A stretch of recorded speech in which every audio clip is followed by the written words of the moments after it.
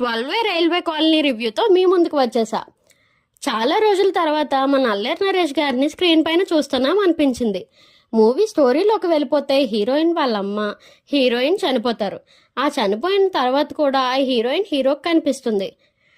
అది మర్డర్ అని, హీరోయిన్ చనిపోయిందని హీరోకి తర్వాత తెలుస్తుంది. ఆ సిచ్యువేషన్లో హీరో ఏం చేస్తాడు, మిస్టరీని ఎలా సాల్వ్ చేస్తాడు, స్టోరీని ఎలా ముందుకు తీసుకెళ్తాడు అనేది స్టోరీ. మూవీ అసలు విషయానికి వస్తే అసలు హీరోయిన్ని ఎవరు చంపారు, అసలు స్టోరీ ఏంటి, అదంతా మూవీ చూస్తే తెలుస్తుంది. మూవీ అయితే వన్ టైం వాచ్ కాన్సెప్ట్ ఎప్పుడో చూస్తున్నట్లే అనిపిస్తుంది. ప్రజెంటేషన్ బాగా చేశారు. కొన్ని సీన్స్ కన్ఫ్యూజింగ్గా అనిపిస్తాయి, బట్ మిస్టరీ వేయడాక అంతా అర్థమవుతుంది. మూవీ ఓవరాల్గా nice. Performances gave best twist. బాగానే వర్కౌట్ చేశారు ట్విస్ట్లు కూడా. ఇలాంటి మరిన్ని మూవీ అప్డేట్స్ అండ్ రివ్యూస్ కోసం ఐషూ వరల్డ్ ఫ్రమ్ వైజాగ్ని సబ్స్క్రైబ్ చేసుకొని ఐషూ వరల్డ్కి ఫ్యామిలీ అయిపోండి.